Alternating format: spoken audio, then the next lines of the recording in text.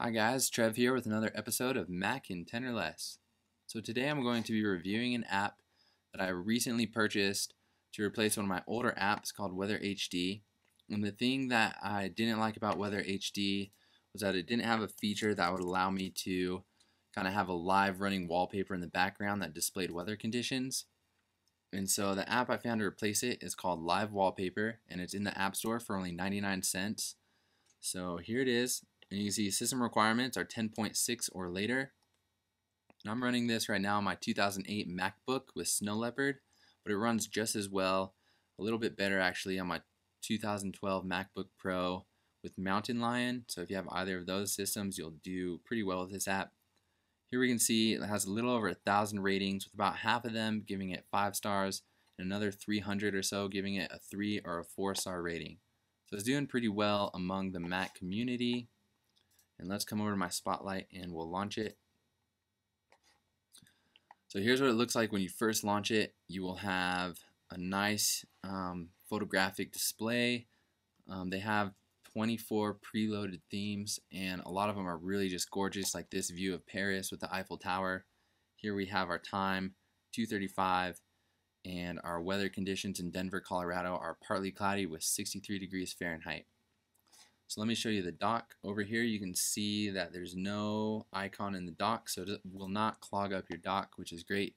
But up here in the menu bar we have a small little screen icon, and if you left or right click it, you'll get the same window. In this window you have edit mode, preferences, FAQ, about, and quit. It's a really easy application to use, so I haven't used FAQ too much, but I have come in here to just kind of look and see what other people are asking about. Here's one of the big questions is, do I have to pay when I download new themes? And the answer is no, they're all free. So that's pretty cool. It's a one-time cost of 99 cents and you get a ton of cool themes. I'll show you those here in a second. Next is edit mode. If I click this, I can drag and drop some of the features, and on different themes you have different things you can drag and drop. Some of them allow you to drag and drop the time, some the weather, some both. Some have customizable text you can add to it. And I'll come back up here and click normal, and that'll save it wherever you left it. So let's go into preferences.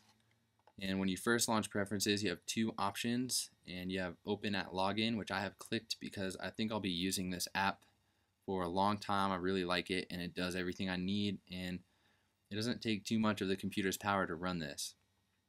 The second one is menu icon, and that basically, if I untick it, then I won't have this up here in my menu. If I tick it, I will have it in the menu, and that gives me quick access if I want to change a theme or do some customization.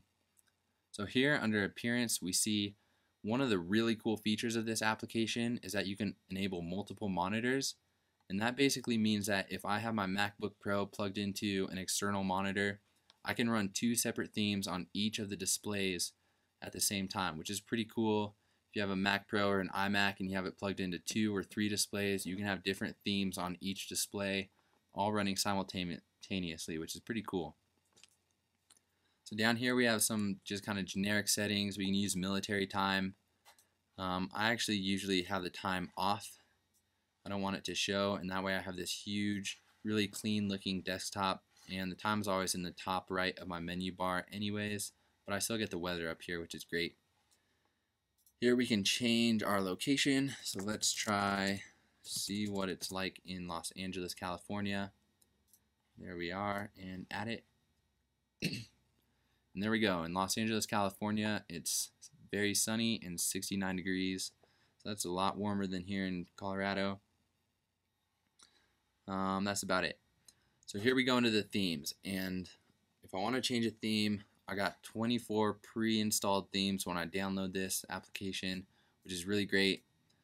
The question that I get a lot is, are these animated themes or static themes? And if you can see, the one I have up right now is a static theme. There's nothing going on, and a lot of people want an animated theme.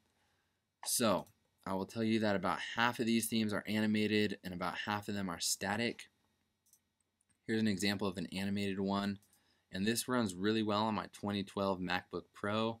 Obviously a lot newer computer, but on this 2008 MacBook, it It runs well, but it takes up a lot of the computer's CPU and GPU, and my fan will kick on here in a few seconds if I leave it on this display.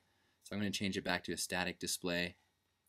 Let me give you just a tour of some of the other ones. Some of the themes are pretty, like this one, kind of plain and bland. Some of them are really over the top. For example, this one of the London Eye, I feel like they just kind of photoshopped the crap out of this picture, and it looks good, but it looks a little too touched up in my opinion. Some of them are cartoony, so we have this one, the cat, kind of a cartoon theme. We have this one for Halloween, and this is an animated one. You can see up here on the left, the witch is flying across the screen, and I can hear my fan coming on. We have this one, which is kind of like a street art theme. You can kind of see that, a little bit graffiti style, if you will. And but some of them are really great. I like this app a lot. You guys should definitely check it out for 99 cents. It's a fantastic app. It has really beautiful photos and scenery. 24 are pre-installed. If you want to, they have an option to go to their community website, and third-party developers are developing new scenes themselves, and you can download those completely for free, which is great. So almost unlimited scenery and always free downloads. So that's great. It's semi-customizable. Like I said, you can drag and drop things wherever you want them. It supports multiple displays, which is key, I think. I don't know how many other applications do that, but this one does, and that is great. Some of the features that I didn't like as much were that only about half of the displays are animated. If you want an animated display, if you have a newer computer or a faster computer and you're looking for that, then you might want to check this one out, or you might want to look elsewhere. For 99 cents, I advise that you at least give this app a shot, because I think you'll really like some of the themes that they have. Right now, this app is not optimized for retina display. If you have a newer retina display MacBook, the photos are not optimized for that. However, I believe in the short future, the near future, it will be.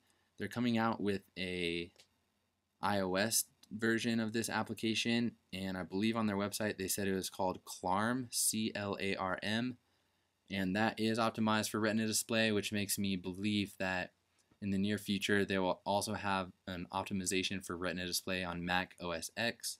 So check out that app on the iOS devices if you have one of those. And that's about it. Like I said, guys, I really like this app. It's terrific. I think I'm going to have it running all the time now, so in my future videos you might see some cool themes like this one.